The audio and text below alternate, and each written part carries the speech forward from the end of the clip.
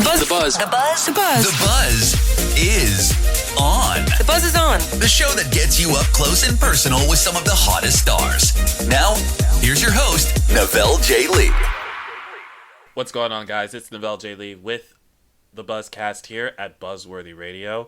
And this is a special edition of our show as we're celebrating Comic-Con. We just returned from San Diego a week ago for our second year at Comic-Con, and completely different beast than when we were there last year. When we went for our first year in 23, we were in the midst of a writer's strike and an actor's strike. So it was completely different. More was focused on the comic side, henceforth Comic-Con. So it pretty much was, in essence, basically what the convention is about last year. And I had a lot of fun last year, but this year was it was overwhelming, but in the best way possible. And I was so glad I got to experience it. I had a lot of fun, and I can't wait to do this again next year. But in the meantime, we are about to share with you our interview with Adam Rose, and we got to sit and talk with him about Huge Detective. It is a comic noir. Yeah, that's interesting, right? Where a string of murders happen, and a giant and a human detective have to work together in order to solve these mysterious murders. So Adam spoke with us about how the concept came into play, how long did the concept take, and we even dove a little bit more into Titan Comics as well as Huge Detective. So this was great. He was such a cool dude, and I'm so happy to share this with you. Here it is, our interview with Adam Rose. Check it out. So, guys, I just sat down and watched the trailer of this comic that I'm about to talk to Adam Rose about, who's sitting right next to me. Hello, yes, Huge Detective, me and Magenta King, bringing the goods. That was, I think you saw me jump when I got to the part where the head hit the window, the glass. The plexiglass, yes. That was the part where I literally said, oh shit. That's what we want from you. No, this is beyond, it's a big story, but it's at the heart, it's about like these two people having to come together where one's a giant as big as a skyscraper, and the other's a human, and they've had a lot of issues, a lot of trauma from both groups of beings over the last 30 years, but they have to come together because there's been murders, and the only witness or suspect is a human who thinks he's a huge, and they need to get to the bottom of it with him. And there's Easter eggs everywhere of this, just the scars of this world. Like you see the remnants of the war that happened 30 years ago between human and huge, and how that's still reverberating for everyone. How did this concept even come into fruition? Well, you know, I tell stories late at night to my kids that just kind of off the cuff, because sometimes they want me to read a story, sometimes they want me to make something up. And my daughter was asking for something, and I don't know, something about a giant came into our minds, and we were riffing about it. And of course, my story for her was very sweet, and I tucked her in, and then I left the room, and it just got dark. So you just went to the other place? Yes. I went deep into the other place. I respect it, though. Yeah, and the story just poured out. I mean, I'm not exaggerating. I wrote all 5 issues, and then hooked up with Magenta King for this. He's based in Brazil. He's insanely amazing. He did Jenny Zero for Dark Horse, if you've heard of that. Yes, I have. Yes. Among tons of other stuff. And we have DC Hopkins on letters. And working with Titan has been awesome.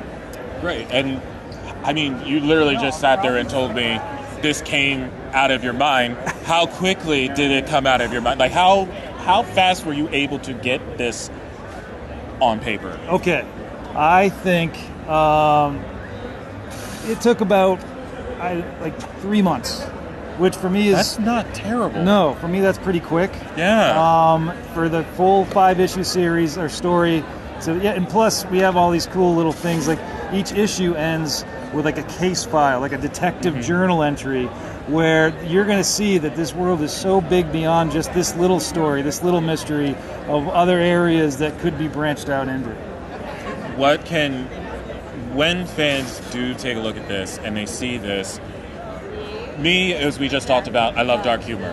Are we going to get some of those remnants in here? Like, what can people expect when they read this?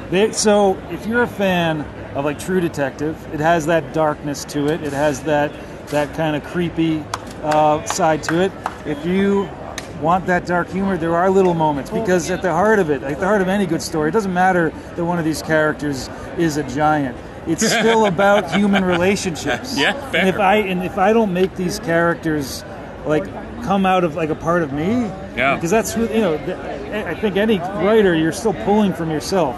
So these two people have some challenges with each other. They have their own vices, and there are some little quips between them.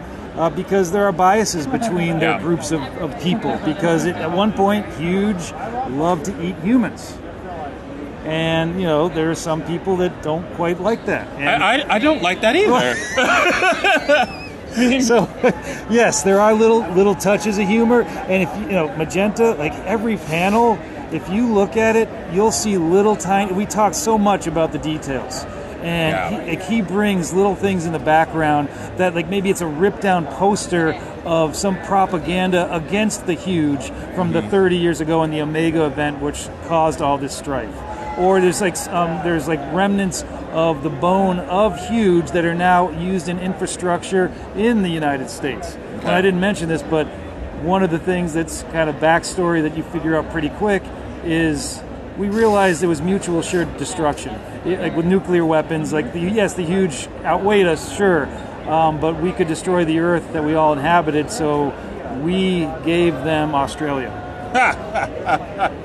I'm sorry, Australia, but are you though?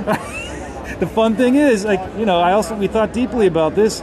There are still going to be Australians that didn't leave, and they're still, doing things, and you'll see little moments with there's all this backstory that's in the back.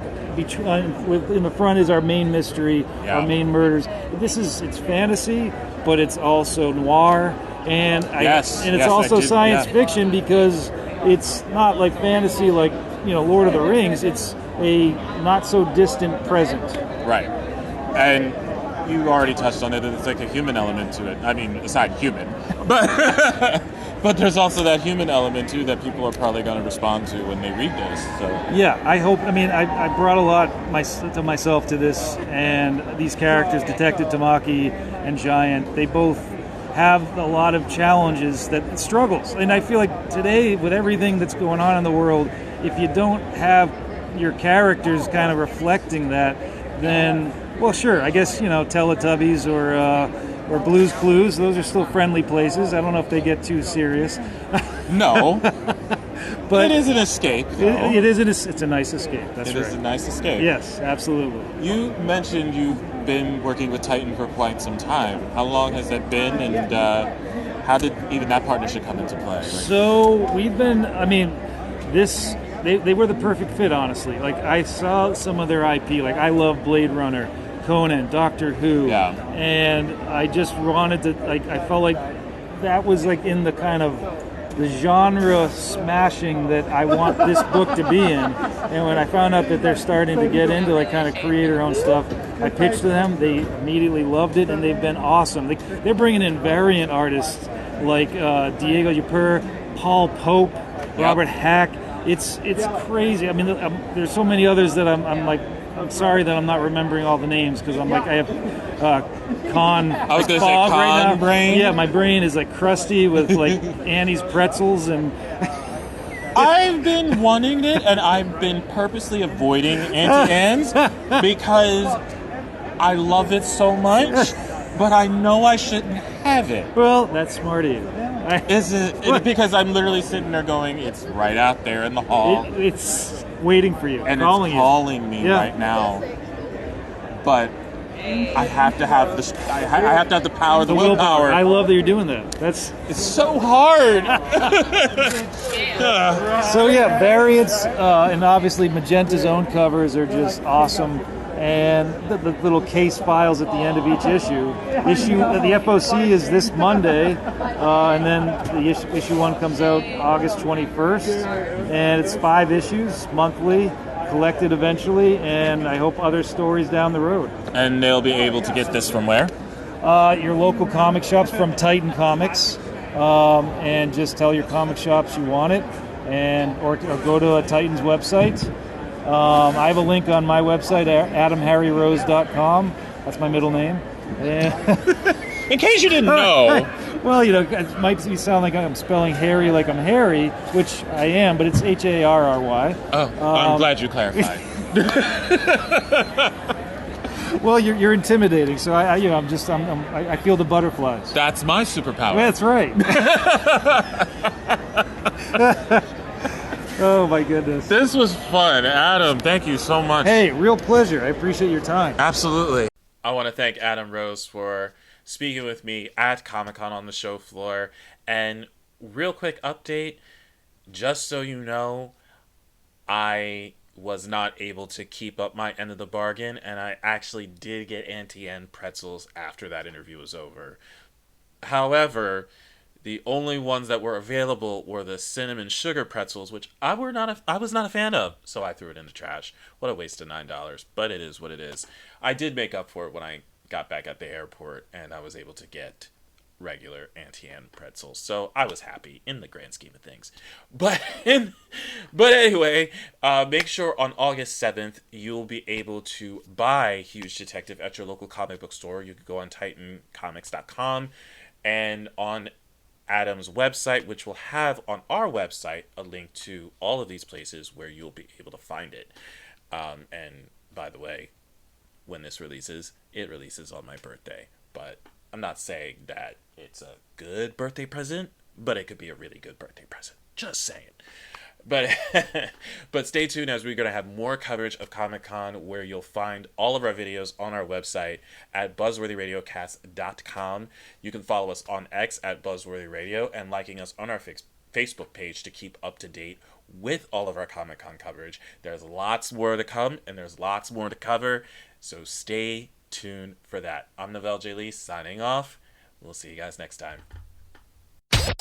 Stay in the know. Catch up on all the Buzz podcasts and videos at buzzworthyradiocast.com. Keep getting the latest buzz with Buzzworthy Radio, now on Amazon Music.